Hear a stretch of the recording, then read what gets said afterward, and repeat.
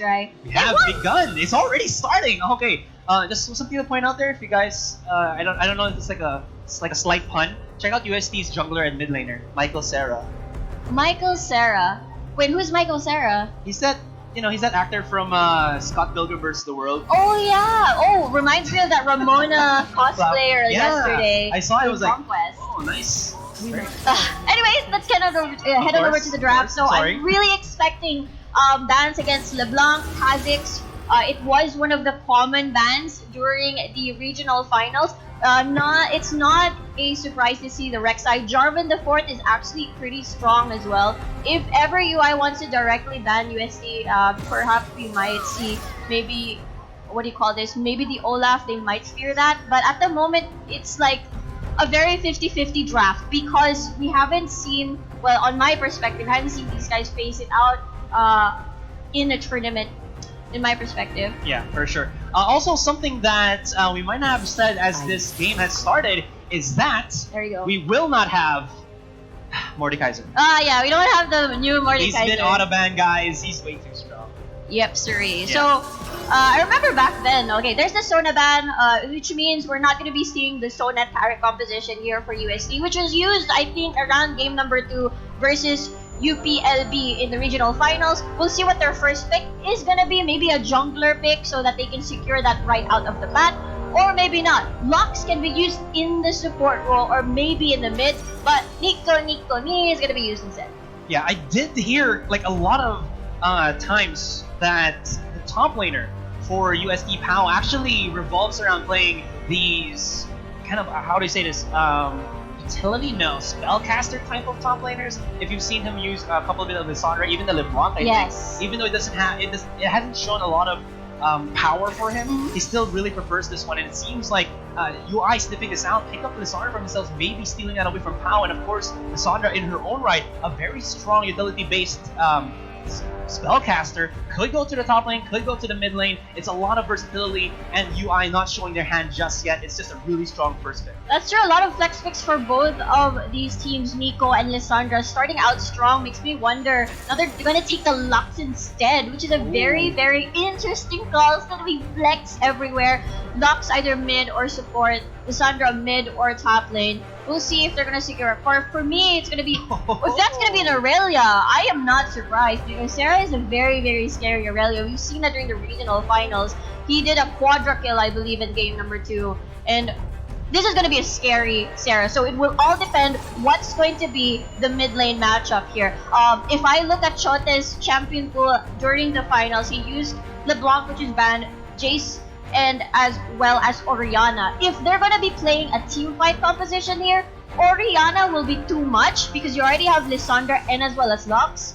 But again, we expect UI to be that team to have that composition, to have weird compositions. Again, I remember it was Lucian, Elise, Lucian top back then during the finals. But there you go, we finally see the Olaf. Makes me wonder what they're going to pick in the jungle. Elise is open, Jarvan the Fourth is open if they really want to match that early game prowess. I mean, what's going to happen here? It seems very scary already. Having a possible mid laner Aurelia, I'm not sure if they're going to give it to POW, but like you said, Sarah might mostly have it, and having an Olaf as well as a jungle, such a strong combo. If you pick somebody like an Orianna or a utility mage in the mid lane, you're definitely going to have such a difficult time. There's a stun, there's a slow, there's everything to just kind of mash up onto you. That if you don't have a protective jungle, if you have somebody like Tomas going again for like, for example, a Kha'Zix, it's not going to be a good time. So they might put Chote on somebody who could be a safe laner in that mid lane. Lux might be alright because she's very good in that range, but both Olaf and Aurelia are really good with that gap close. So it's going to be a very tricky scenario here for UI to kind of approach. But now they are banning away the Morgana and the Elise, but something not really said too much in that mid lane. The Sivir ban is fair game here because she is one of the strongest ADCs right now, alongside Jinx in 9.12 in our, well, 9.12 patch. Yes, 9.12 patch right now. It seems to me UI is going to be building around AX Crit here, which is understandable. Crit has been one of the consistent players in the team, always performing at its best, KDA wise, as well as his positioning. Either on the Jhin, Saya, maybe Ezreal as well, very, very safe, and yet does the job. So Saya is one of the strongest picks of Crit, so I'm looking forward to this Zaya, which is they're sort of building around it. So you have pure utility, you have Lissandra, at least you have the locks for the burst and as well as hard CC. And at this point, Jarvan the fourth is gone, so that's gonna be the Kha'Zix being open. It is normally banned automatically alongside LeBlanc. Normally Kha'Zix is banned against UI during the qualifier. So makes me wonder if this is gonna work. You mentioned it's not gonna be the best matchup for Kha'Zix here against Olaf. That's true, but I think the more important thing here for USD is prioritizing the Jarvan ban, because if you think about it, Irelia and Olaf can't really go past that Cataclysm. Yes, Irelia does have the dash, but at least you force her to use that dash through the Cataclysm or pre-6. You actually force her to try to get away from the Flag and Drag of the Jarvan. So a little bit better punish when you do get this jungle Jarvan pick for Tansu, which I think is why they banned this Jarvan out. So the Kha'Zix is, I think, the lesser of two evils for UST for the meantime. A Pike support, most probably here, and Nico and Pike DC. bot lane. Oh, okay. Interesting. And Akali in the top lane. Yeah, I remember I Yeah. think it was the last time I saw an interesting Pike combination was a Pike Yumi in the LCK. I think that was 2 weeks ago. We'll see what the last pick is gonna be. They are definitely missing another flex. Okay, so that's gonna be in the mid lane. So it's gonna be a Lux support. Lux. Oh no, Silas. Okay, never mind. It's gonna be Silas. So this was played around game, probably the last game of UI against Miracles at the regional final. So this is gonna be interesting. So I know you are excited to say what happened with Silas in patch 9.12. Yeah, I mean, You're a Silas user. Yeah, I'm a recent Silas user. I'm a recent Silas user. If you guys watch me on stream, I do love his skits so much. I got inspired by Void Boy. But anyways, going to the matter at hand, Silas has been, I would say, heavily nerfed in 9.12, wherein before he's kind of like the jack of all trades, master of everything actually, because of how strong his ratios are, his kit as well. So they did, I believe, reduce the cooldown on his, or increase the cooldown more on his E, as well as lower the radius with his passive, so meaning that he can't really clear the waves as quickly as you would want to be. But if you're looking for someone who's still good at kind of, in these 1v1 skirmishes or having a good amount of utility in the fight, Silas is still a very optimal pick to go for in that mid lane. And it seems like it's not going to be an Irelia versus Silas matchup, which I would say Silas wins most of the time. It's going to be the Akali.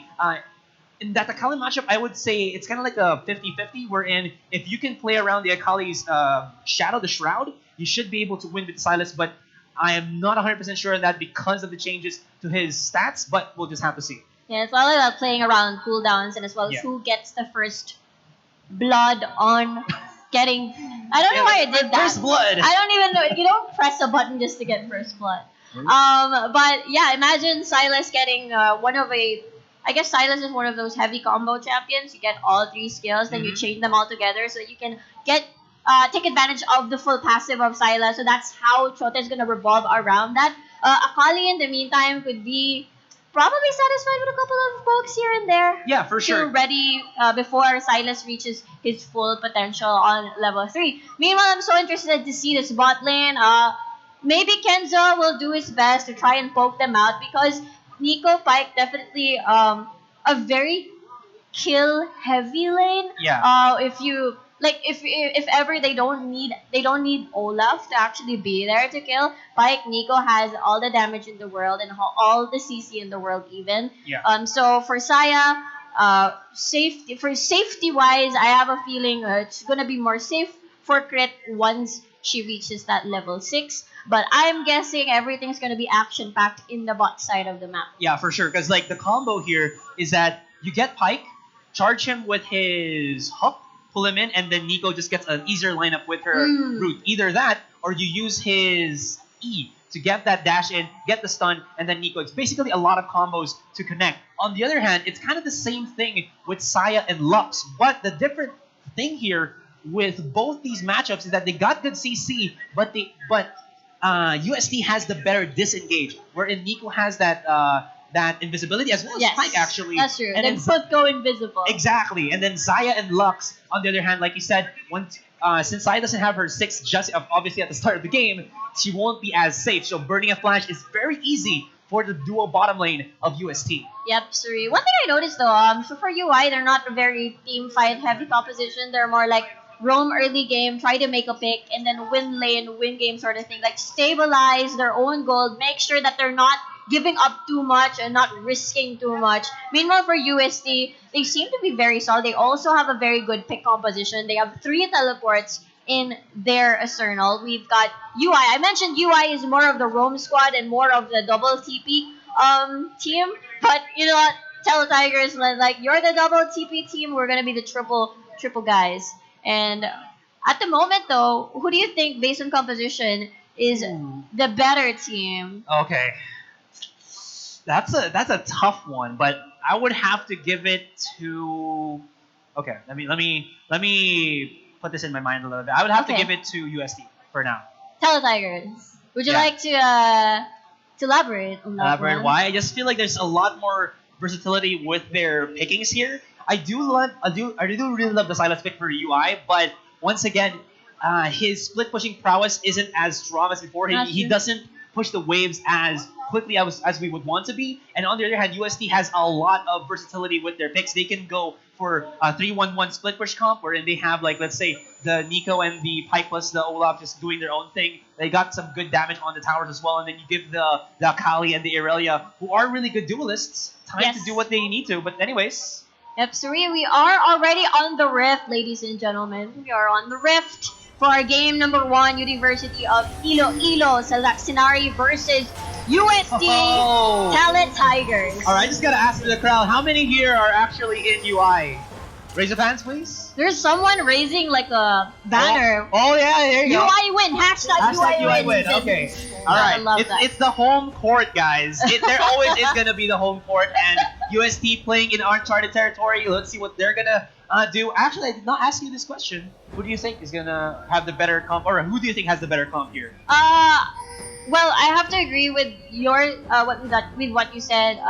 It's only because I really want to see this roam work. A better roam for me would be Crush on the Pike rather than a Lux Kenzo on the Lux as well. So, what's up? You're pointing at the screen. Okay, I was going to say, let's have a rundown of our Oh. players. Of course, for UST Teletigers, we got Pao on the top lane with that Irelia, Michael in the jungle with the Olaf, mid lane Sarah as the Akali, and bottom lane Tulo, Len with the Nico, and Cresho on that Pike. All right, for University of Iloilo, Korosu here on Lysandra at the top side, Tamsu for Kha'Zix, Chote on the Silas, Crit para naman sa Saya, and Kenzo on the Lux support. Oh, I can't wait to see what this Olaf does. You know, the reason why you kind of go for this level 1 Olaf in the red buff is that what was I about to say here? Oh, it's fun fact. Uh-huh. If you actually start on the red buff and you are a AD jungler, you actually deal more damage there because he has lesser resistances against AD, I believe. That's why you actually go for that. But of course, being an Olaf, you kind of go for those level 2 ganks, and you're stronger once you hit that level 2, and of course the red buff. So just in case like someone tries to invade you in the jungle, you have that fighting power to go against your opponent. Yeah, that's true. There's no ward at all on the riverside, and as well as nice route. So Q won't be available. So if they want to stop the Olaf, they might have to burn a flash or two. There is actually a ward. I'm seeing pings. There's no ward, ladies and gentlemen. So they're circling around. We're gonna see the first gank of the game. Could be sneaky. There's the slow, chasing it down. Nice connection onto the undertow, chasing it. Exhaust will be put onto Michael, but they do escape with their lives. Nice use on the undertow once again. Does put a little bit of good damage, but UI will not bow down for now.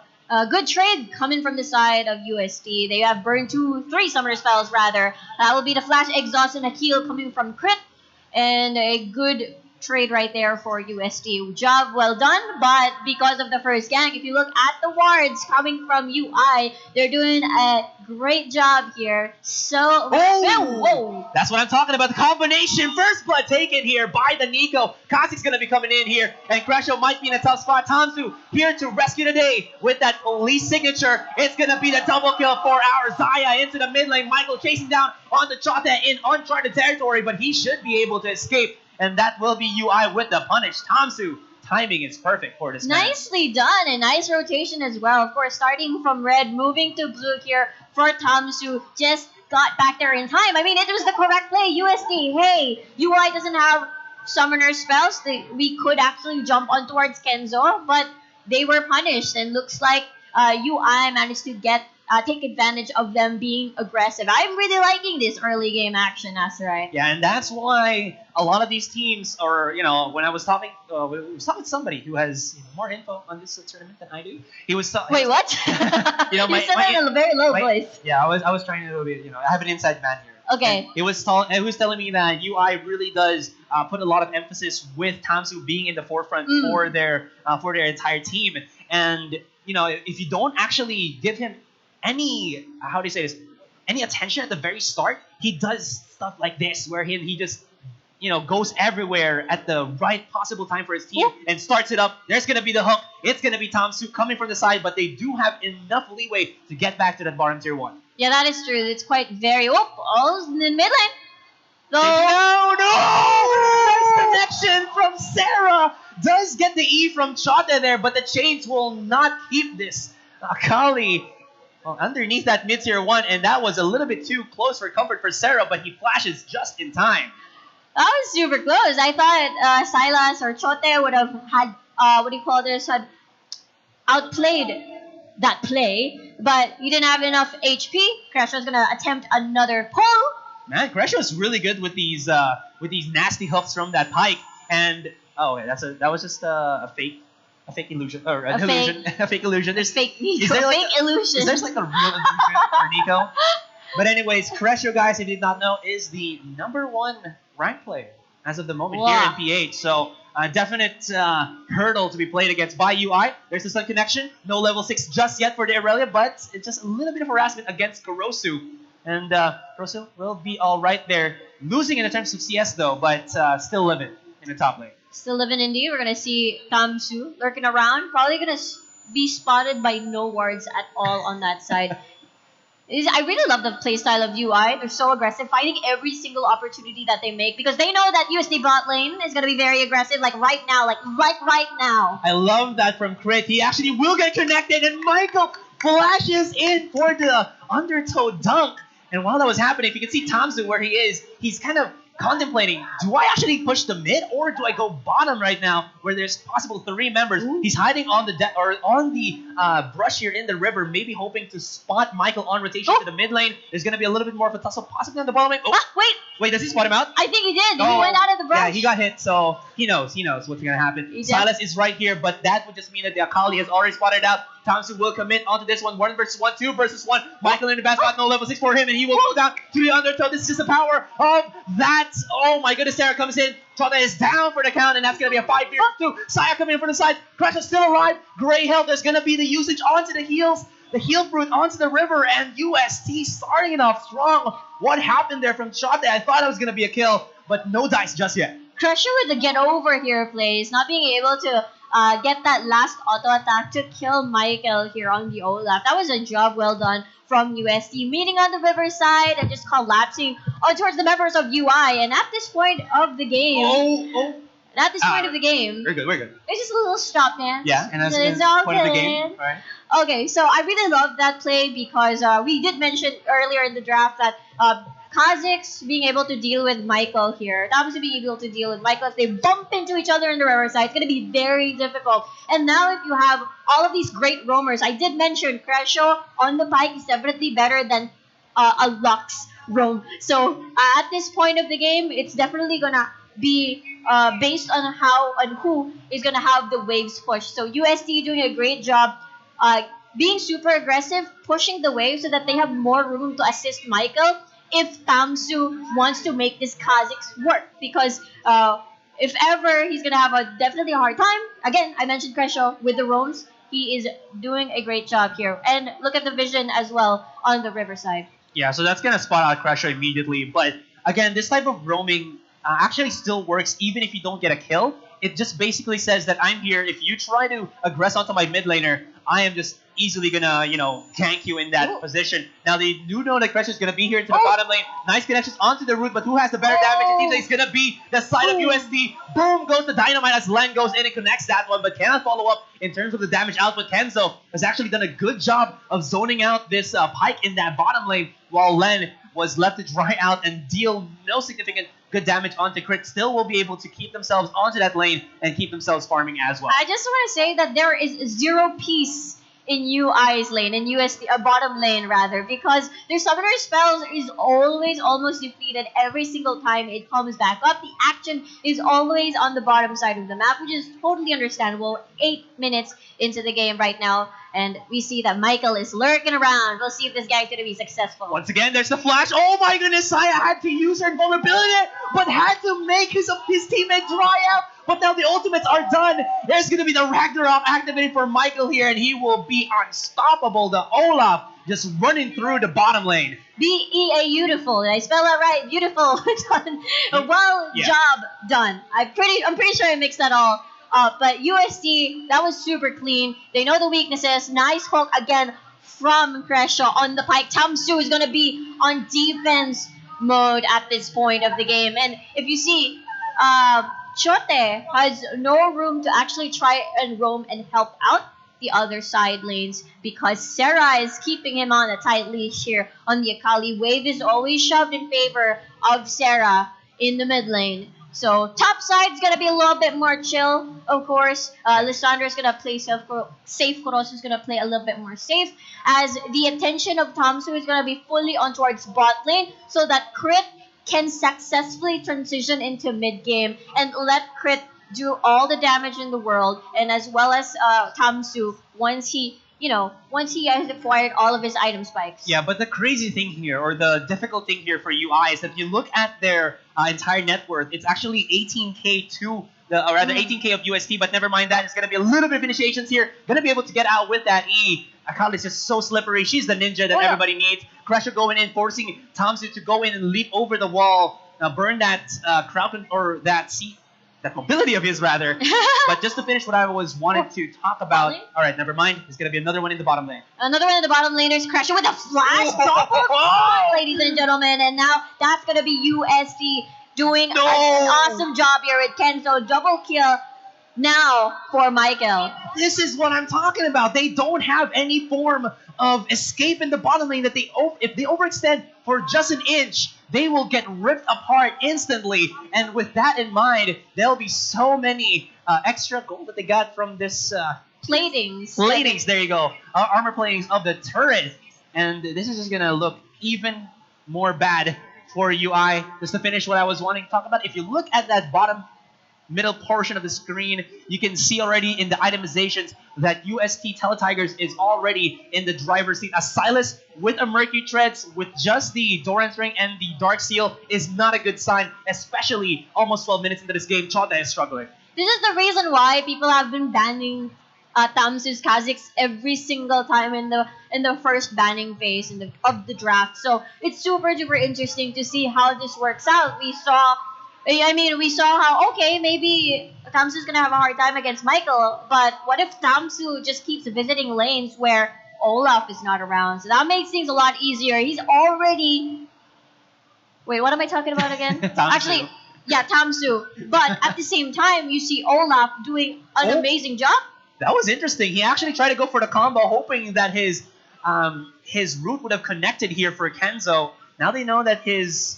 Well, I'm finding a laser is on cooldown. Michael just goes in. He doesn't care anymore. He's going to be unstoppable because they don't have that immovable wall to stop this. Olaf, it's not going to be enjoyable at all. Kali is just, on the pain train, chasing him down. They get the root onto Chota. Chota in no man's land, even though it's his own jungle. Lance snipes it. Saya with the ultimate, but he cannot stop the pain train. That is Michael. He is unstoppable, and that is just going to be a 6-0 for Olaf. 12:30 into this game. Not looking good at all for University of Iloilo. Yeah, that was a max range Nico ult right there. I thought that wouldn't reach crit, but it did, and now they're having a hard time.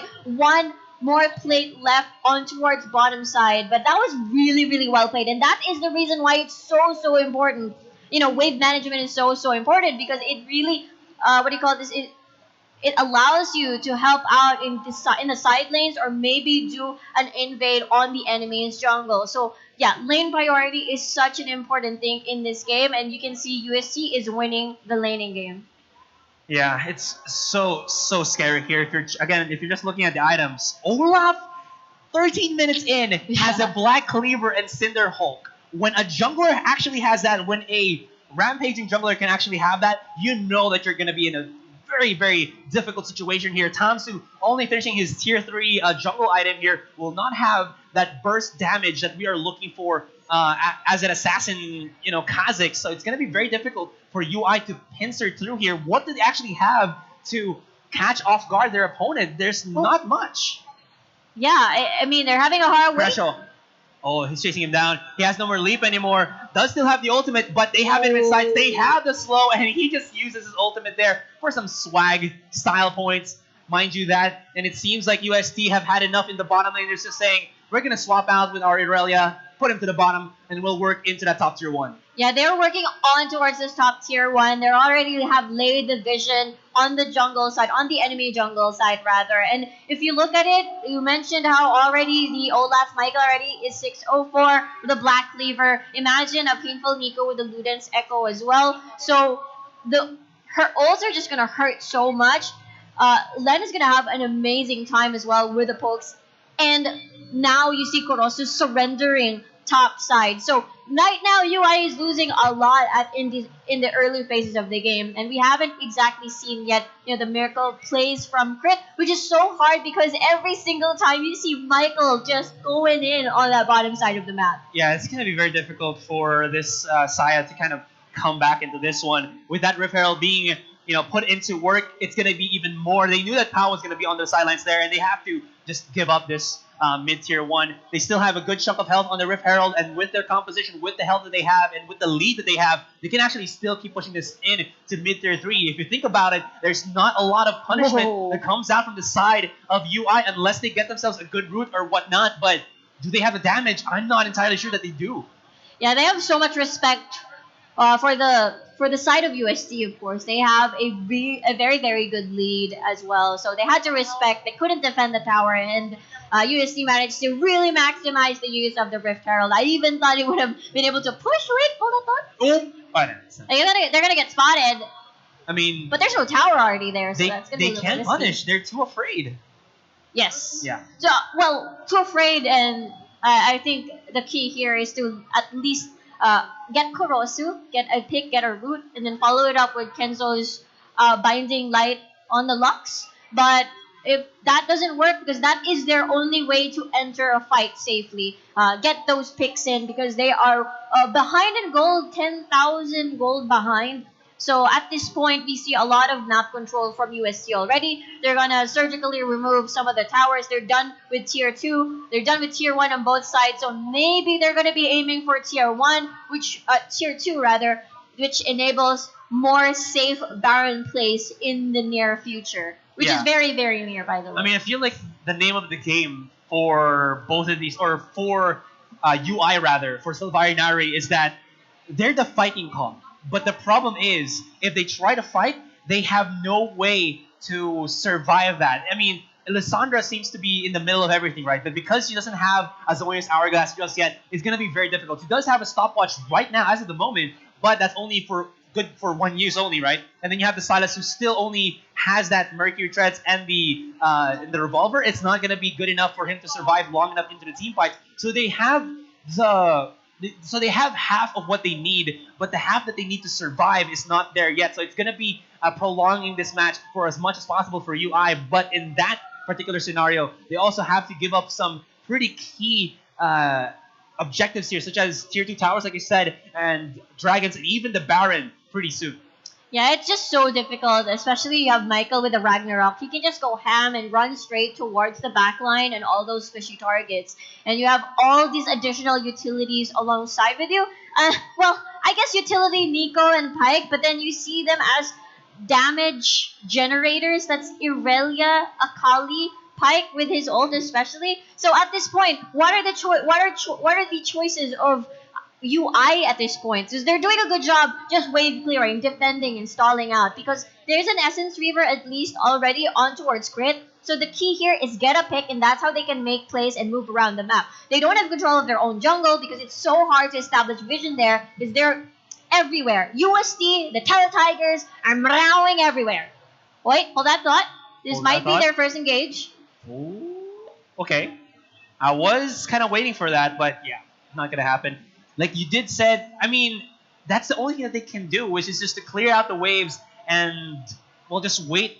It's the waiting game for them. There seems to be an initiation from Chota there onto Sarah, but Sarah having his utility already, level 13 to the 12 of Chota, not much, slim chance of actually getting a pick whatsoever here. The only hope for UI would possibly be a misposition for UST as they try to push onto that tier 3, but everything else, it's going to be very difficult because, again, if you think about it, who do they have to initiate this fight? If Caroso goes in, he's just going to get blown up. And if they can't find, and Caroso can actually get a pick by himself, so they have to overcommit. And the way they overcommit is being in front of their opponent, not like maybe if they had items, they could actually maybe pop someone with Kenzo or crit, but it's not going to happen just yet. So it's going to be, again, these calculated risks that UI have to take, but they're not comfortable just yet to do just that. And it's making it even more difficult for them since UST is just grouped up as 5 every single way that they've gone through their jungle. Yeah, that's why it's hard to make these picks, even though you have the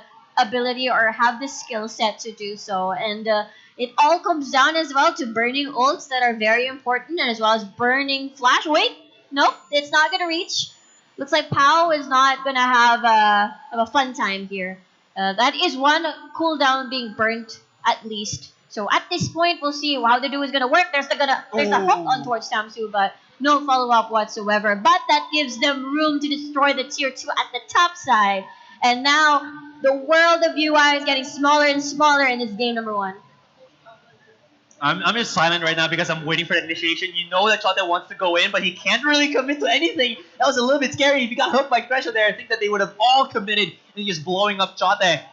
For the most part, I think that what UI can do right now, since it's already at the tier 3, is give up finishing an item, buy a stopwatch. Because if you guys watch, let's say like a meme, the meme guy, who's the guy who always gets the Master E?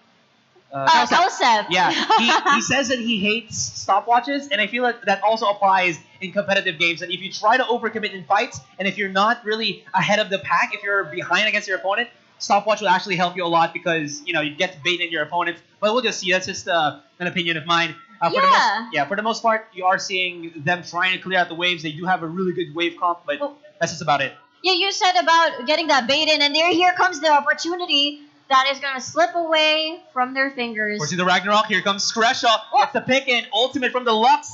Kresha goes over the wall. Are they going to re-engage from this one? Did get bamboozled or caught off guard there just a little bit. But it seems like USD will stay their hand. They're not going to overcommit in this one because they know they have the advantage and they know they don't have to do anything but just get everything else against UI. Yeah, I totally get your point from earlier. It's because there's so many cash-ins to get. So many to withdraw. You have 450G on Pao, 700, 400G on the rest of the members from UST. So this is how they can come back. So they can make picks slowly but surely and just cash in and just catch up with the gold eventually and just get their items, and so that they can have a better chance when they enter into these potential picks or potential skirmishes under tower. Forces the ultimate there. Crit could actually be in a very difficult situation because you can see Pike or Kresho is onto the sideline. He will recall immediately because got no more ult. No safety anymore to stay in the lane, even underneath a tower or rather a turret. Tier 2 turret, mind you that. And with this Mountain Drake in hand, I think even just one Mountain Drake, when you have this much advantage for UST, they'll be even more comfortable getting in an early Baron for themselves, which is basically unwarded there. I mean, there is that one for UI, but it's being stopped by that one pink ward from UST. Yep, sorry. I just want to compliment the discipline coming from UST.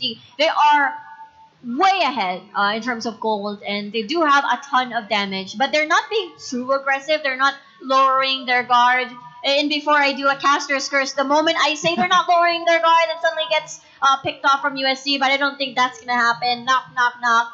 UST is just playing the waiting game. They know that they're ahead. They don't have to do anything too rash. They have control of the Baron, but they know UI has the pick potential, and that's why they're very careful.